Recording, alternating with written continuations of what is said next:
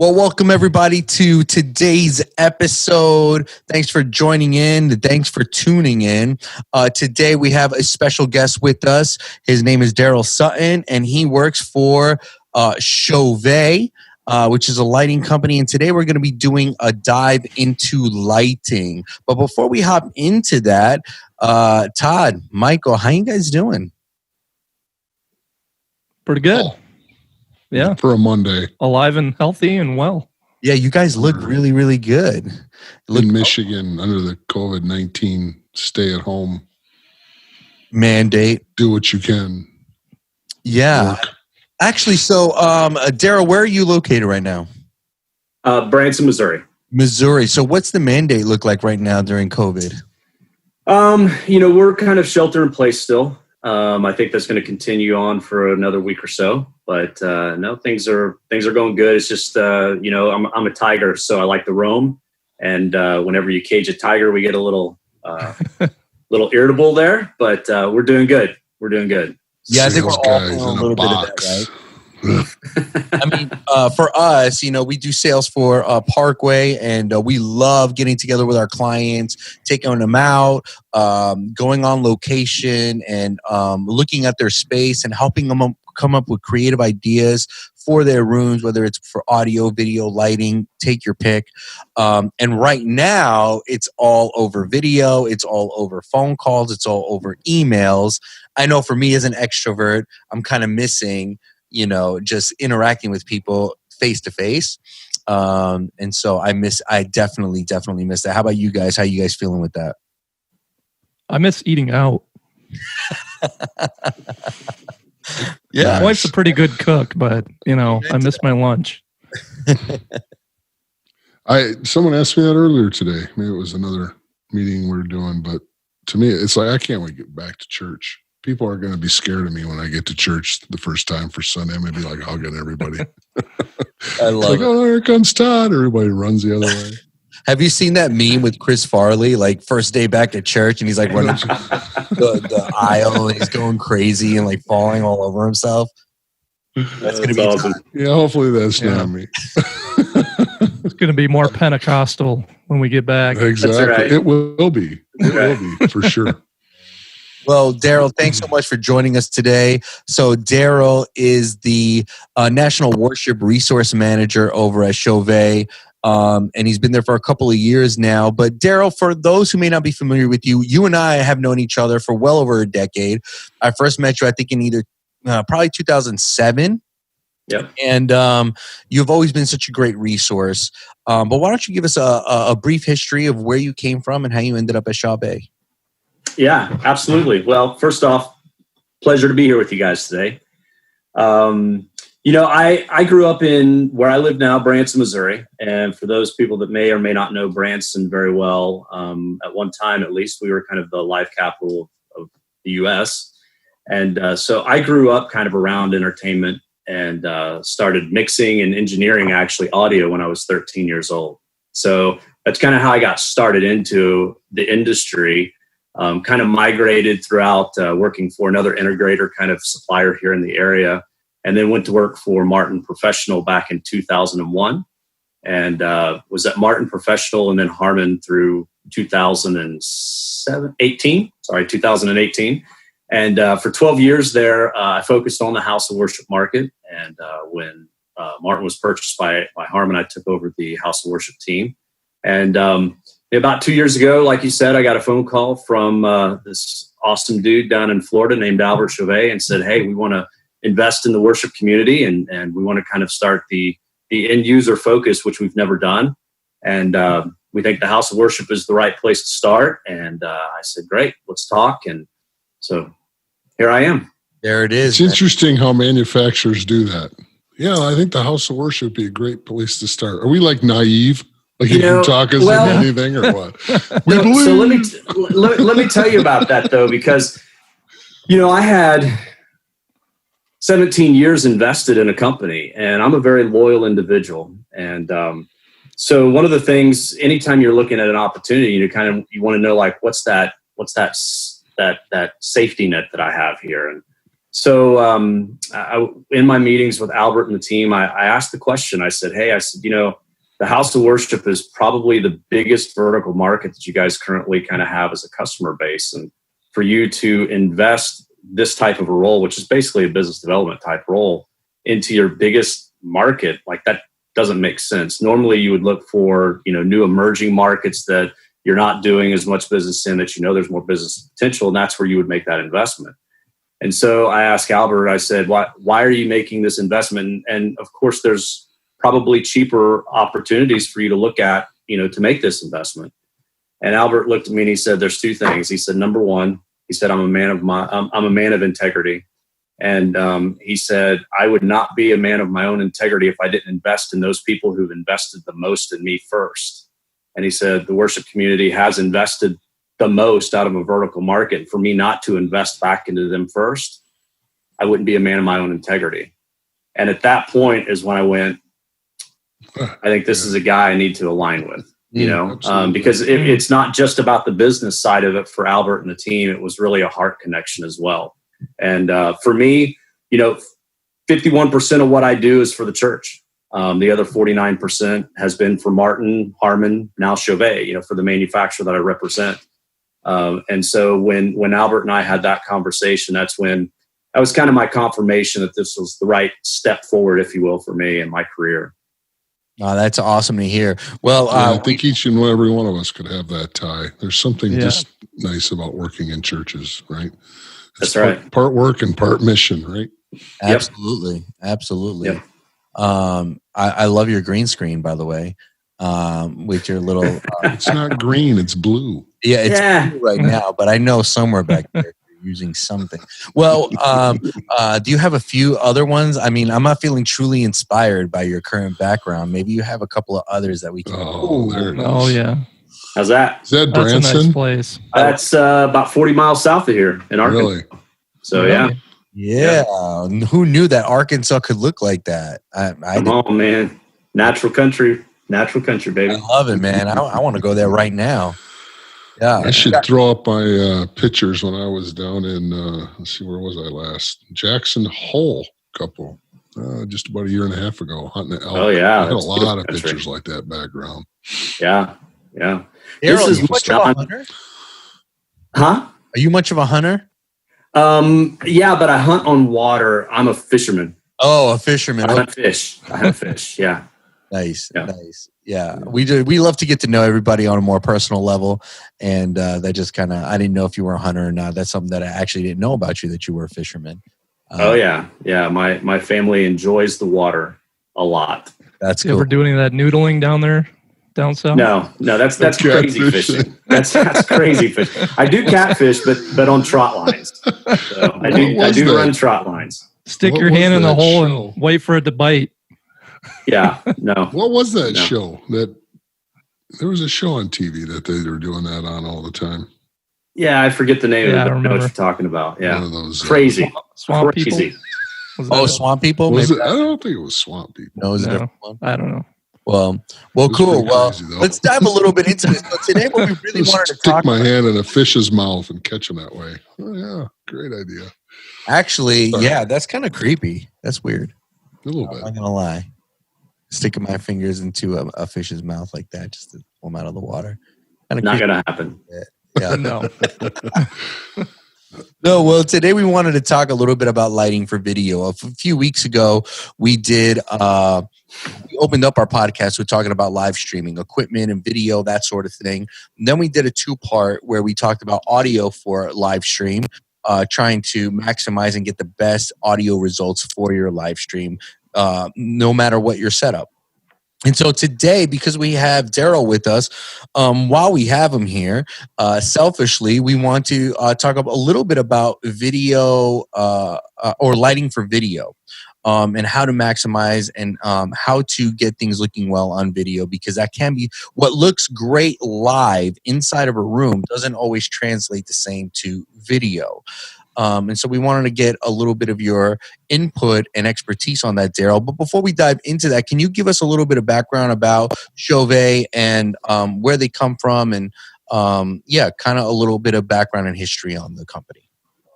Yeah. So Albert Chauvet started Chauvet DJ 30 years ago. Really with a focus on the mobile DJ, the live events, smaller scale type applications. And about 7 years ago, created a new division called the Chauvet Professional, which was introduced with the Rogue and the Maverick series, which you may or may not be familiar with, but really with a focus to kind of move away from not to leave that business, because that's the core of the business on the DJ side of things. But the DJ had kind of evolved to a point where it was kind of in that crossover frame, if you will, of getting into the pro live application. And so the decision was just to go ahead and make a professional division with its own kind of brand management, product development team, even sales team to support that, because we knew that the different types of products, if you will, would require different expertise and support, engineering and development of the product. And so 7 years ago, Chauvet Professional was created. And that's kind of where we're at. About 2 years ago, Chauvet purchased Campsys, added that platform. So now we have a full control platform as well within the family. So the main three brands, if you will, are Chauvet DJ, Chauvet Professional, and the Campsys platform.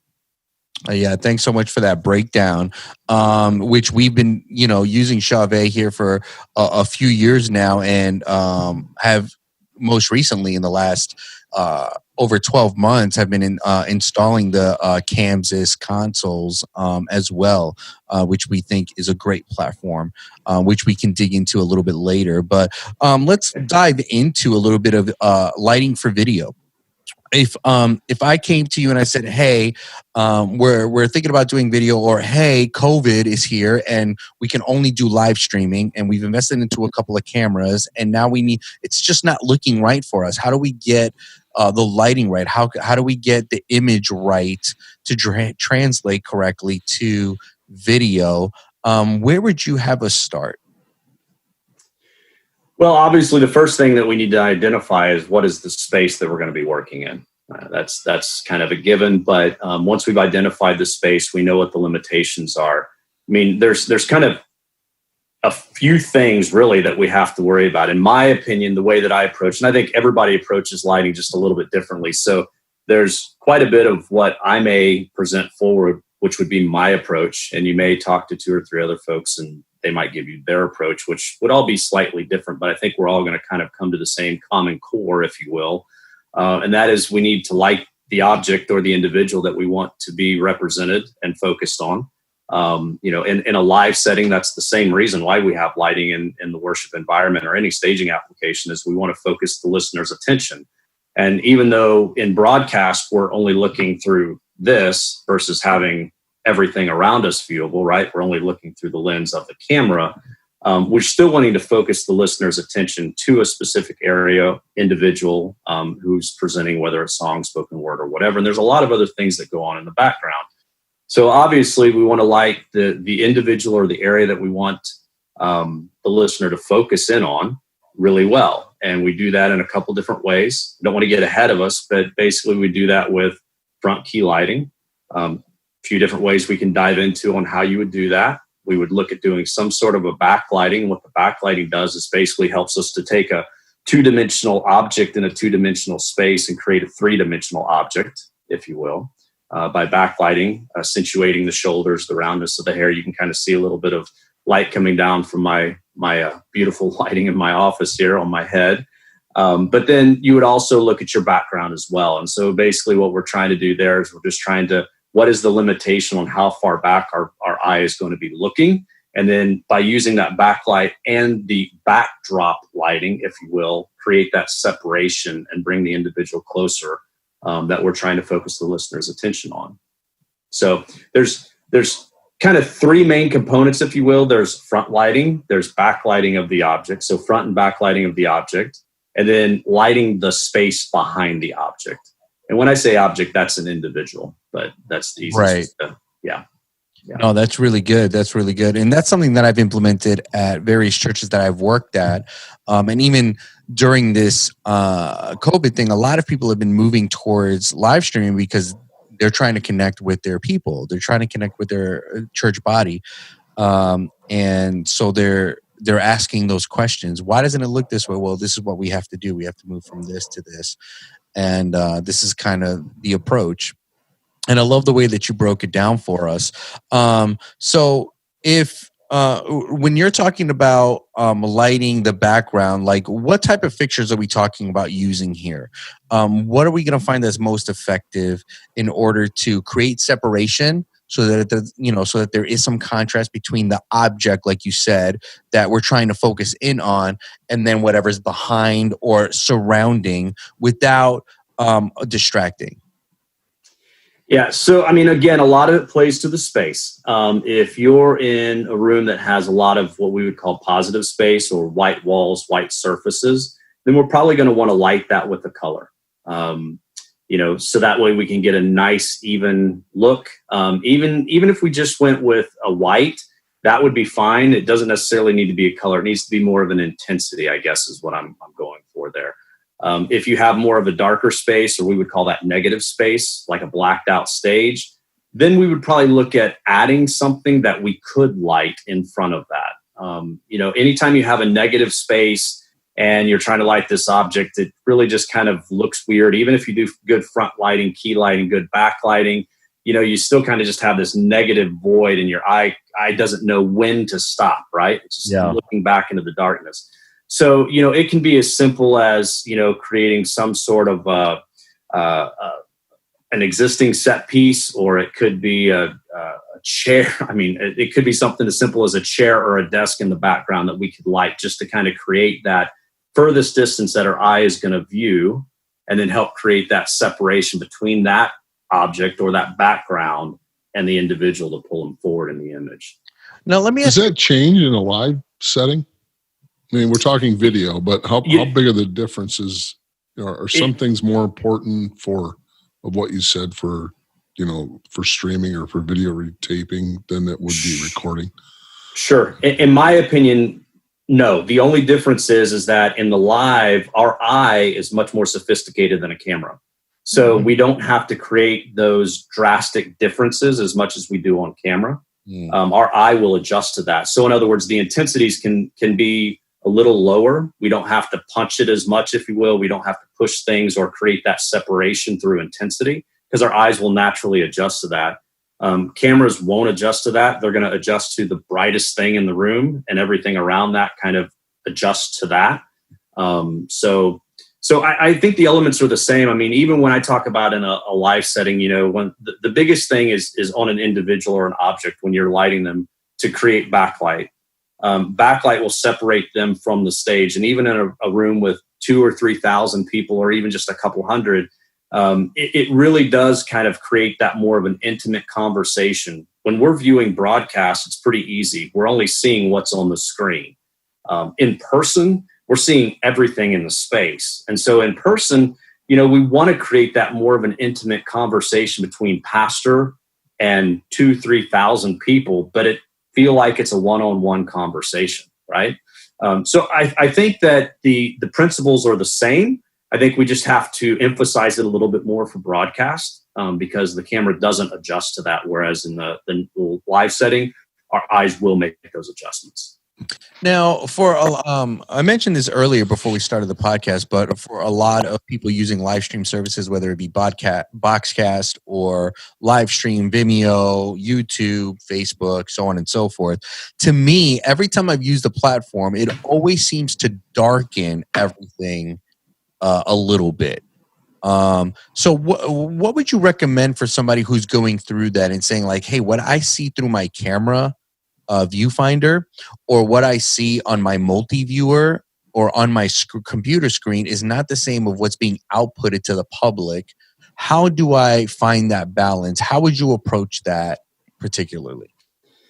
Well, first off, I'm not a video guy, so I can't really dive into exactly why it does it. I do understand what you're talking about. I've experienced it myself.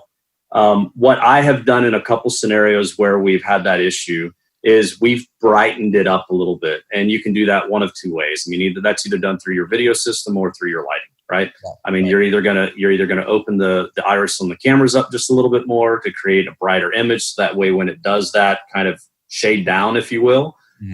that the adjustment is appropriate, or you're just going to increase your lighting a little bit so your capture is going to be a little hotter than what you would normally want on your viewfinder, but it's going to translate properly on your broadcast. So I would love to know why it does that. I don't know the why behind it, but that's the adjustments that we've been able to make in a couple scenarios that I've been involved with, and that's worked just fine. So now you were talking about the background, right? And how you have this negative space.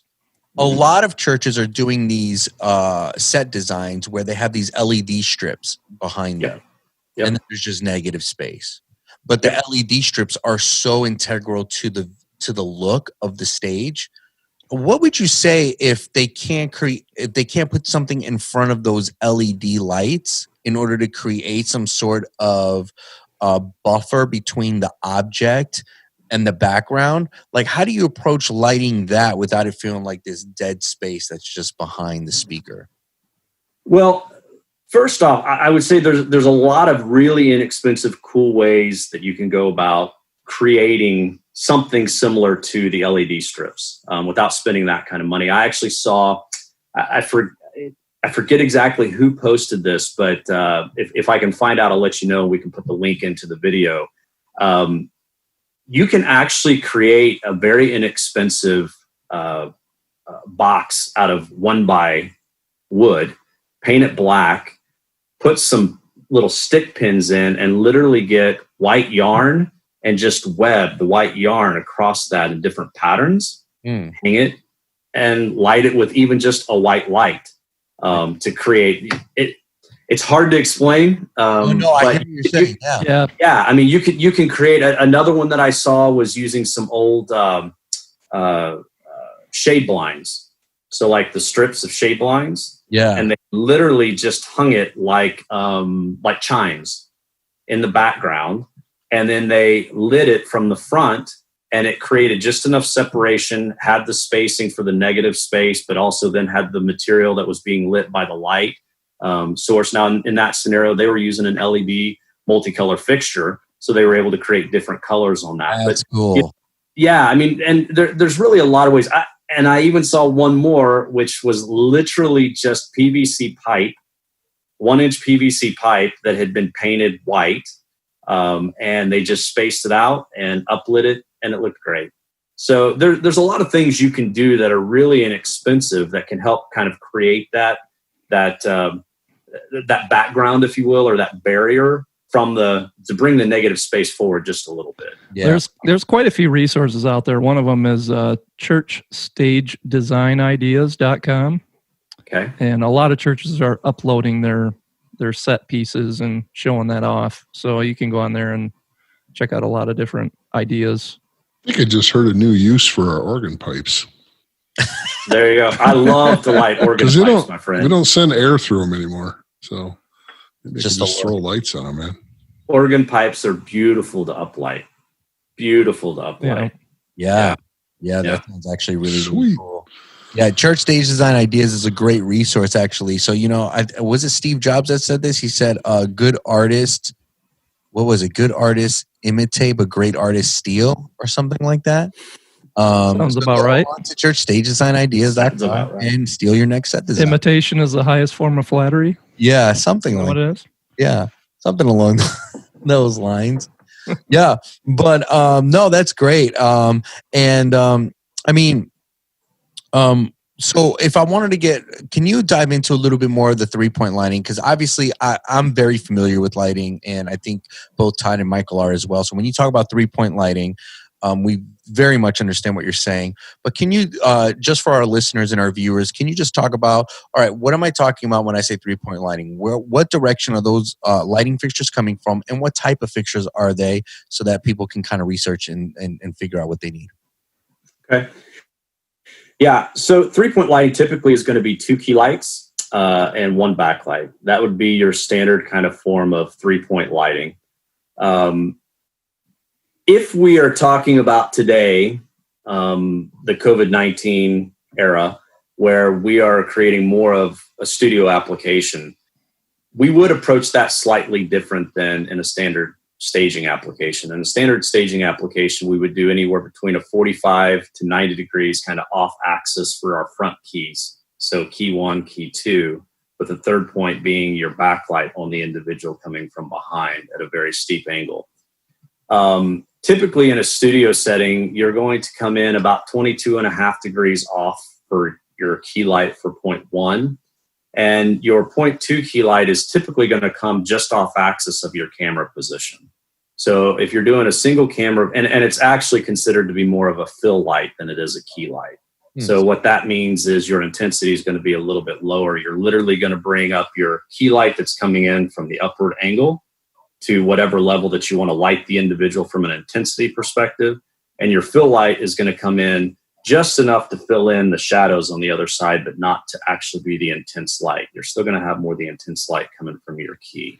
Okay. So from a broadcast perspective, your front 2 key lights is really a key and a fill, if you will. Now, that's your traditional way to do it. If you're looking for more of a dramatic feel, you're going to come in a little bit wider. So you're not going to come just off axis of your camera. You're going to come in maybe more from the side for your fill light versus your key, or vice versa. I've seen some guys actually doing their keys very, very far off, almost a 90 degree off axis coming in, and then doing the fill straight on from the camera. So there's a lot of different approaches. But basically what you're doing is you're trying to light the front 180 degrees of the individual or the object. That's the key of key lighting, right? Yeah. Is so that no matter how the head is turned, there's going to be a consistent look. The look might be more asymmetric, if you will, meaning brighter light on this side, but no shadows over here. Okay, so that may be the case, but at least the look is going to be consistent as the individual turns in your image. So the same approach is for live, except we're a little bit more kind of symmetric in that layout. We're definitely going from center axis off 22.5 to 45 degrees for our key 1, and then minus 22.5 to 45 degrees, depending on how steep you want that off axis on the negative side to the left. And they're going to come in at the same angles. So, but again, that's mainly because you have viewers that are from all different areas in the stage, right? Yeah. Meaning that in broadcast, your viewers are 2 or 3 camera positions. That's your viewing audience. Whereas in an auditorium of 500 to 600 people, there's 500 to 600 viewing angles. So we want to light them as evenly as possible. So, one of the things that I wanted to just inform our listeners is, so what kind of fixtures are we talking for this? So you could use a lot of different fixtures. Let's just start with the key light. Key light, I've used everything from a conventional PAR 64 to LED par cans, to ellipsoidals, Fresnels. You can really reach for just about any tool. I tend to like fixtures that I can control. One thing in the lighting world that we are control freaks. We want to be able to control. Yeah, we're not in audio at all. Yeah, not in audio either. Especially these two guys. Yeah, I had a buddy of mine in California, and he said, if the city would allow me to, I would be able to control the exit lights as well, because they're too bright in here. But they wouldn't let him do that. So we're control freaks. So from my perspective, I like key lighting instruments, reaching for key lighting instruments that I can control exactly what I want to put, where I want to put light, and how I want to put the light there. And typically that would be your ellipsoidal style fixture. Ellipsoidals have, shutters, so that way you can frame them off real easy. They've got focus on there, so if you want to create a soft edge, there's a little bit different approaches there. A lot of guys will sharpen up the optics on a Fresnel, or sorry, not on a Fresnel, on an ellipsoidal, and then they'll throw a frost in. Some people will just go ahead and not put a frost in and just basically throw it out of focus and kind of get the nice soft edges, if you will. Different approaches there. But with the ellipsoidal style fixture, you have that control to crop off. The one I really don't like is, I'm okay with kind of having the round light on the stage, but when the round goes to the front of the stage and it dips down and I can see that on the front apron of the stage, I don't like that. Mm-hmm. So with the ellipsoidal, I can shutter that off and make it a nice clean line across the front edge of the stage if I need to. So that would be key lighting. Your backlighting, you tend to want it to be something that is a little bit more widespread.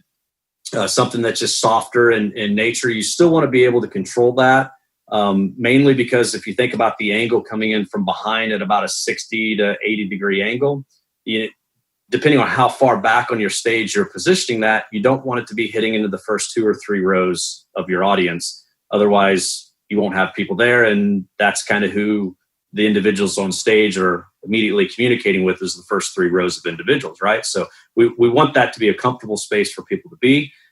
So I typically will reach for a Fresnel with barn doors if possible. Fresnel is a really nice even field, normally wider angle. I put barn doors on there just so you can kind of shutter the top, if you will, so that way it doesn't go into the first few rows of the audience. That's a really nice fixture. You can use par cans as well. You don't have as much control with a par can, but if your angles are okay, if it's a steep enough angle and your fall off, if you will, is not going to hit into those first 3 rows, absolutely reaching for an LED par or just a standard par can would work just fine as well.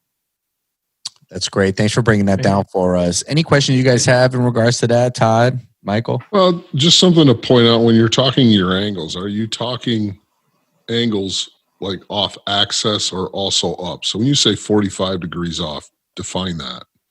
So there's a horizontal and a vertical. On your key light, it's a horizontal. So typically they're going to be either 45 to 90 degrees point to point. So my fingers here are the key light, if you will, right? So it just depends on what you have to work with. I mean, a lot of times in our area or in our spaces, we have to think about the architecture. Where can we actually hang lights? How can we service them? How can we get to them? So sometimes we're limited on where we can hang fixtures.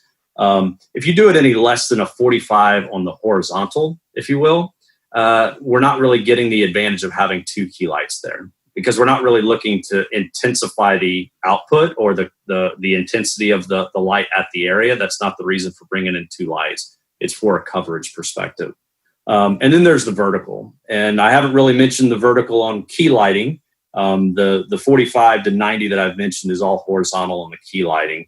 On key lighting, you don't want to go any steeper than a 45 coming in.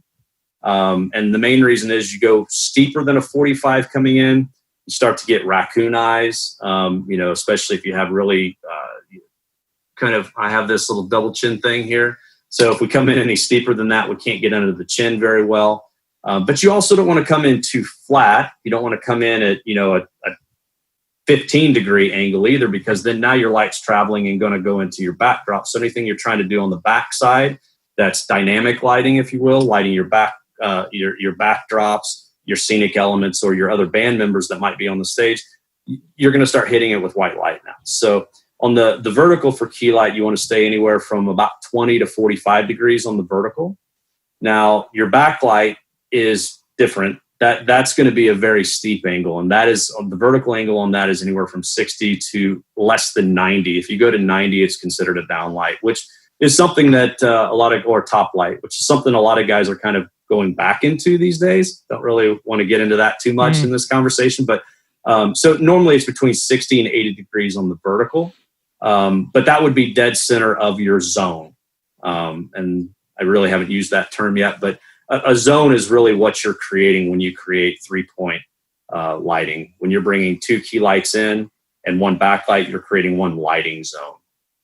So I wanted to expand on that a little bit. Like most of the time, you're going to have a lot wider stage. Obviously, you're going to have multiple lights. How do you approach edge blending those zones? Because I see a lot of times guys have the pastor will walk and it'll get dark and then light again into the next zone. Yeah. So for me, I'm glad you asked this. I wasn't prepared for this, but I am prepared for this. So I love this one. It's something I've run across quite a bit. So yeah. So there's what I call the mission critical space of a stage in the church, and that is downstage center. That is because everything we communicate, spoken word, leading worship, doesn't matter what it is, baby dedication, typically is happening downstage center, right? That is the area where we are going to have the most activity, where the most communication happens. And so if I were coming into a space and they said, actually every church that I deal with, the first thing we talk about when they say we want moving lights, the first thing I say is, what does your key lights look like? What's the zoning? What does that look? Whether you broadcast or not, because if we don't get that mission critical space right, everything else we do is for nothing. Because the whole reason that we're there in church or even a live performance of any type is for what happens downstage center.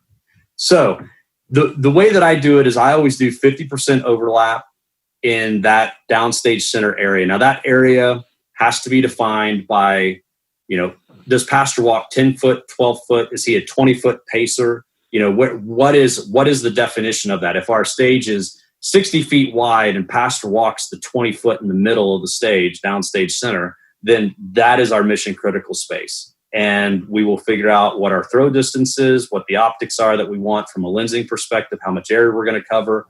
And let's say it's for easy math, let's say it's a 12-foot space. Okay, let's say pastor's going to walk in this 12-foot area. And we put an ellipsoidal with a 26-degree lens at 20 feet throw distance. That gives us our foot candles, and our coverage is probably going to be between 7 and 8 feet in diameter. Okay. Mm-hmm. So what I'm going to do is I'm going to take that diameter and I'm going to put one dead center, and then I'm going to 50% overlap a second one, 50% overlap a third one. Okay. And I'm actually going to do the third one on the other side.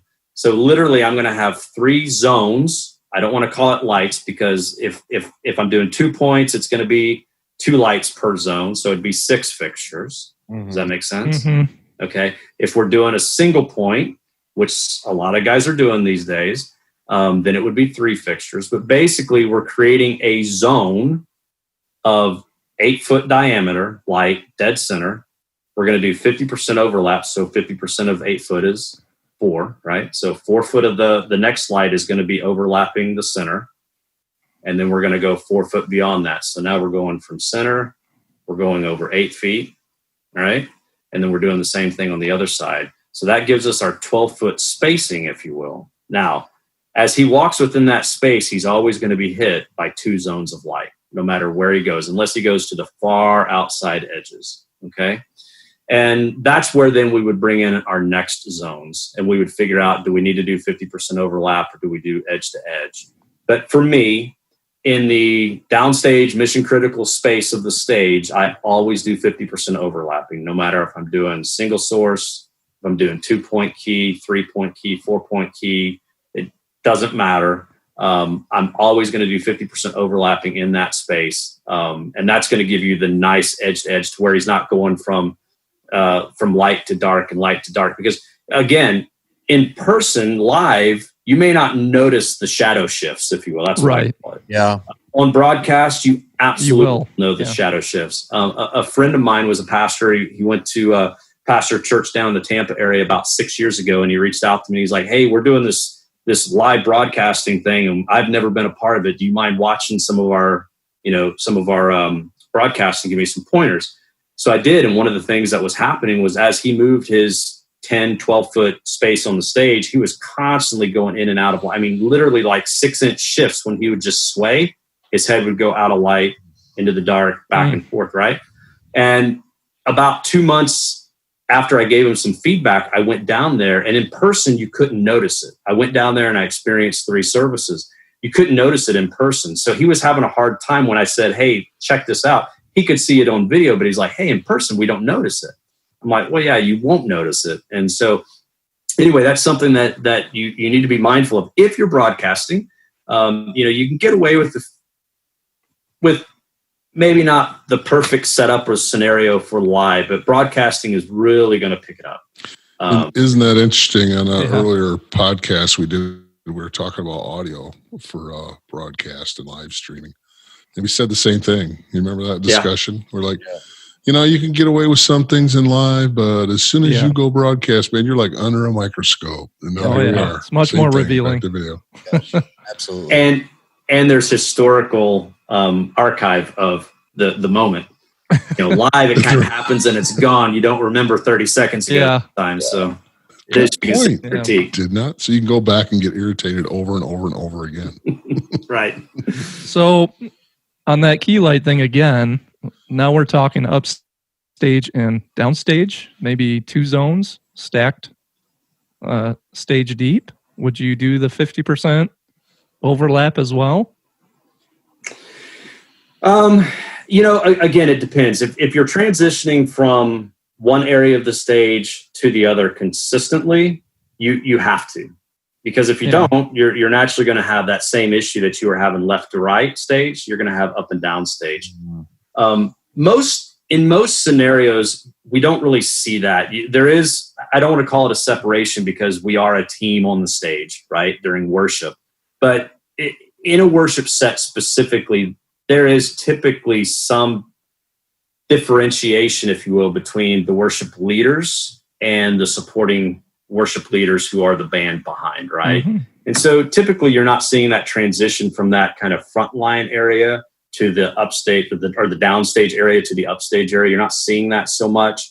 And definitely during the teaching moments, you're not seeing that. But one example, I can speak to, there's a church that I just worked with, and the pastor was limited on the up and down stage area that he wanted to go, or that he can move, right? He's a big mover left to right, 50 foot across the stage, left to right. And that was great. 60 fixtures to light him left to right across the stage. Wow. I won't mention their name, but if I mention their name, you would know who they are. Pastor wanted to go another 6 foot upstage. It took another 60 fixtures to be integrated in there so that they could do that, so that they could have the 50% overlap. Wow. So yeah, most of the time your budgets don't allow. We stay confined to that kind of downstage area pretty well when we look at what the cost is. We did a project in a college in Illinois, and the stage was pretty deep, maybe 40 feet. And they did a lot of orchestral performances in that space. So upstage and downlight we actually had 3 zones deep that it needed to be lighted consistently, and of course budget constraints allows not as many as they actually need. Right. But that was one instance where we had to light the entire stage pretty even. Oh, sure. And you had some architectural restraints there too. Huge huge constraints. So sometimes you just got to punt the ball down the field a little bit, right? Yeah. Sometimes we have to look at what's realistic. There's even in the audio world, there's all these things that you want to do, but you have those budgets. You have some restrictions, whether it's architectural, whether it's budget, whether it's even staff, the staff who's going to be there to run it, specifically in lighting.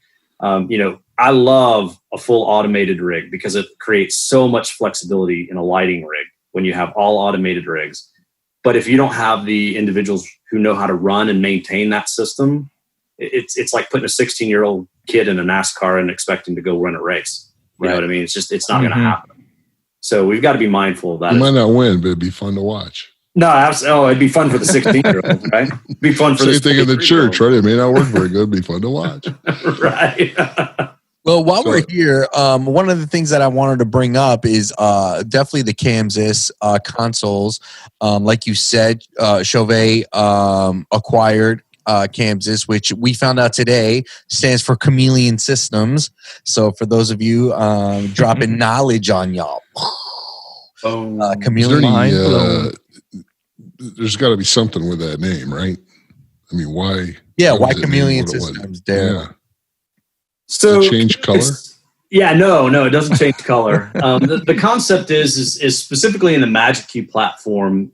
It is set up to where when you decide your show file and how you want the console to operate, you can set it up in multiple different modes, and those modes kind of are familiar, if you will, depending on what platform you've come from. Or I would say there's 3 major platforms, if you will, that most users will come into the Campsys world from to use the Campsys console.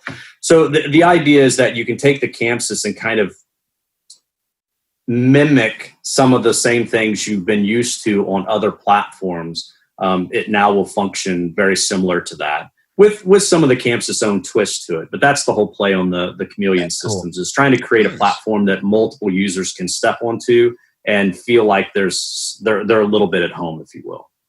Nice. Well, yeah. So for the Kansas line, there's the MagicQ consoles, and then there's the QuickQ consoles, and then there's software versions of both of those that you can run, I believe, on PCs and Macs? Is it both? So PCs and Macs for MagicQ, yes. Okay. QuickQ, there's not a dongle for it. So there is a PC software, but it's more for editing and that kind of stuff. Got it. Yeah, and so we've actually experienced both the MagicQ and the QuickQ at Parkway and installing those for clients, and we've loved them. And but why don't you? So the QuickQ, let's hop onto the QuickQ for a quick second. And I remember I was talking with the client about what I was going to install at their location. And I actually called you on the phone, Daryl, and you broke down to me like, look, this is what you're going to get with the MagicQ, and this is what you're going to get with the QuickQ, and this is why I think this particular product is going to be the best. And so we ended up going with the QuickQ because it was a lot more user-friendly. This is a smaller church. It was a church plant. They're about 3 years in, and they're running about 500 people Sunday right now. So they're experiencing great growth. And so they're trying to, starting to upgrade their equipment, but it's still pretty much all volunteer run. They don't have a tech director on staff, and they're not paying their people, and so it has to be user friendly. And one of the reasons that you had recommended the QuickQ console was because it mimicked basically smartphones, and the user interface is very familiar to using a smartphone and being able to go from one feature to the next and being able to use it in that sort of way. So what was the thought process behind that when you guys were developing the QuickQ console? Yeah. So I want to start on one thing real quick. When I got this phone, there was no manual for it, right? But I kind of had to know what I was going to use the phone for calling, texting. Like I kind of knew what the device was going to be used for, right? Same thing with the QuickQ. Obviously, you need to understand programming. You need to know what you're going to use the console for, how you're going to use it, the basic, creating queues, so on and so forth. But getting on it, using it, making a phone call, sending a text is pretty easy to do. It was designed around the volunteer. It was designed around the space that doesn't have a professional lighting designer on staff. And so kind of thinking from that perspective, we really looked at the smart devices and went, okay, what about smart devices can we implement? Everything from, if you want to go to your home screen, it is an icon of a home.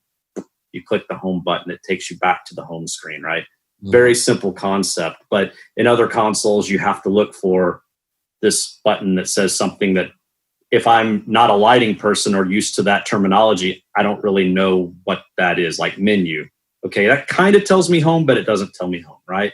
Yeah. So the idea was that we wanted to have a platform that we could put into a space that if I was a lighting programmer with years of experience, I could get on the desk. I didn't feel like I was limited or handicapped from all this, feature-rich set, if you will, of things for me to reach for from a programming perspective.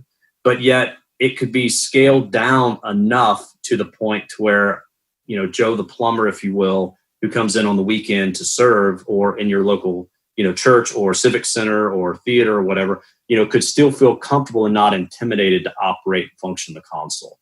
That's really what it was based around. And I think we have some things we could improve.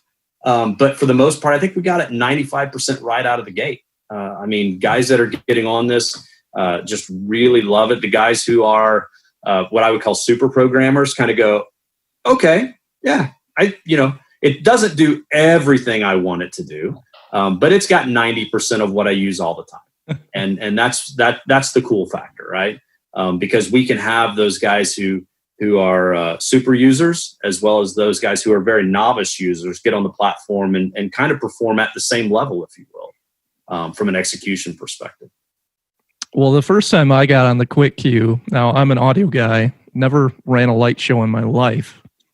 I think I got, the fixtures patched within 20 minutes, which probably was pretty slow. But there again, I was on it. I had lights working in 20 minutes, and yeah, it was easy. There you go. Yeah. So you could run it, Todd. You could run it, Todd. You could run it, Todd. I could. Yeah. I bet you could. I know how to point lights. I ain't much on mixers. I'm kind of the same way in audio. These guys have turned me into a bit of a mix guy, but I'm more of a speaker guy. See, I'm all about what comes out the end. You guys worry about all that fluffy stuff in the front. Yeah, all the fluff. I want the end result. Yeah. Well, tell us what would be the difference between going with the QuickQ, which obviously does a lot, right, and is deep. Yeah. But when would I want to consider going to the MagicQ? So for me, the MagicQ is definitely when you have a seasoned programmer, specifically if you have someone on staff. I would say this about any what I would call large format controller platform. There's just so much about the platform that is kind of left to the user to define in a platform like the MagicQ, if you will, your preferences, setups. The console comes with the software, but there's so many layers and pages of macros and things that you can build that you can customize to exactly how you want the console and the surface to function. Putting a novice on that, it isn't the safest thing in the world. So that's where the QuickQ comes in, because QuickQ is somewhat limited. I would say it's kind of like the iPhone versus the Android scenario, right? And I'm an iPhone user. So I'm the guy that says, hey, I want it to do the basic things. I'm okay with the basic things. That gets me through my day-to-day, my week-to-week. Whereas a buddy of mine, Brad Haynes, is an Android guy. And it's because he likes to write all these backwards apps and these things that he can put on his phone, and he likes to customize things. So whenever he winks at his phone, it does this certain thing at him and all that, right? So there's definitely different users, who are going to lean one direction versus the other. So for me, when I look at QuickQ versus MagicQ, it's definitely the MagicQ is more for the seasoned guy, the guy that really wants to set the platform, the way the console is arranged and functions to exactly how they want it to do. You're going to move to the MagicQ. The QuickQ is definitely going to be the platform for the entry level, but it goes well beyond that. The point is that it still goes well beyond that, but it does have some limitations in regards to how much you can customize the layout, but your ability to program scenes and cues and execute a show, if you will, is equal. And one other thing a lot of people don't realize is you can actually take a show file from QuickQ and load it into MagicQ. You can take a show file from MagicQ and load it into QuickQ, and they will work just fine. A lot of platforms won't allow you to do that, even within kind of their own ranges, if you will. There are some limitations, but the great part about that is that you can literally program on your larger console through an offline visualizer, which we have called MagicViz, which is a free downloadable visualizer. I don't know if you guys are aware of that or not, but and you can download that and you can actually use it with both MagicQ and QuickQ. Oh, but cool. You could program on your larger console, if you will, the main auditorium for your smaller auditoriums, save the show, go in, load the show file into the QuickQ, the smaller platform, if you will, and then have your show file ready to go. That's awesome. Well, that's great. Yeah, thanks for breaking that down for us. Now, any other questions you guys have for Daryl while we have him with us? I do. Hopefully it's not too long of a winded one. I don't know how we're doing on time here, but so I'm going to, on a personal thing, I go to a small church. We're doing pretty good with our 3-point. Well, we're doing 2-point lighting. We don't have a lot. We have some overhead, so some straight down, but we're lighting our stage pretty uniformly. And we need a few more fixtures, but we're, for the most part, pretty happy with it. So the question came up in a meeting, I don't know, not too long ago, is where are we going next with lighting? We need a better controlled stuff like that. But for just, for what people see, and people started talking about colors. So if a church came to you and said, we're doing pretty good with white light, we're lighting people's faces and everything else, what would make you want to, what would be the determining thing that would say, it's time to start adding some color? And where would you start? Well, I'm gonna use my Starbucks versus McDonald's scenario here. Okay. It is not about when do we use lighting. It's when do we feel we need to leverage that tool to sell coffee. Okay. And the point being is that I'm not a big Starbucks fan. I don't like the coffee. Sorry, Starbucks. I don't prefer the coffee. I actually prefer McDonald's coffee better. But unfortunately, I go to Starbucks because it's a cool vibe. It's comfortable. It resonates with me. So the way that I tie that in with lighting and when do you move to colored lighting, it's when you feel you need or you're ready to move into lighting because you have the right coffee. So McDonald's, they still haven't created a cool vibe in the lobby, in my opinion, and maybe now with COVID-19, they won't ever. But for me to go in and drink coffee at McDonald's probably isn't going to happen. I'm going to drive through and pick the coffee up through McDonald's. But I'm still going to go to a Starbucks and sit down and drink the coffee that I don't love because of the experience that they create there. So my personal opinion is that it is really more about when your ministry is ready to create that experience, whatever the determining factor is. Some churches, they do just fine with white light and white light only. What is driving you to feel like you need to do something different, right? That's really what I'm trying to get at. At some point you look at and you go, hey, our lighting isn't good. We need to do something. Okay, what is that something? Okay, where are we trying to get? What are we trying to achieve by adding to lighting? Is it we want to create a more inviting experience, a more dynamic experience for worship, or what is the purpose? And then we can tailor what is the right approach to that. Personally, I think it really is. It's kind of about your brand too, a little bit. I'm glad you said that. I was wondering when that was going to come up. Yeah, that word. And I think it's a good word to use. You got to know who you are and what you're after, and that's your exactly. brand. Mm-hmm. Right? Exactly. I mean, I think a lot of times guys will come to me and they'll say, "Hey, how many moving lights do we start with?" I've gotten this for years. We're ready to get into moving lights. How many? What's the basics that you start with? And my question always is why do you need moving lights? Like, what's the purpose in moving lights? Like, how does that support the vision of your leadership, right? So I would say it would be the same thing with colored light. Do you need colored light? I don't know. What's the vision of your ministry? How does it fit the brand, the vision that God has given your leadership team on the direction you want to go? And if colored lights, if creating more of a dynamic worship experience or just an inviting, worship space is part of that vision and the demographic that you want to reach, great. Then we can look at how lighting can support that. So, because trust me, there's a lot of opinions around technology in the worship environment. Oh boy. And I think a lot of people in the last 3 weeks that weren't into the whole video thing have changed their tune just a little bit there. Only because now they realize what other people have been experiencing that haven't been there in person.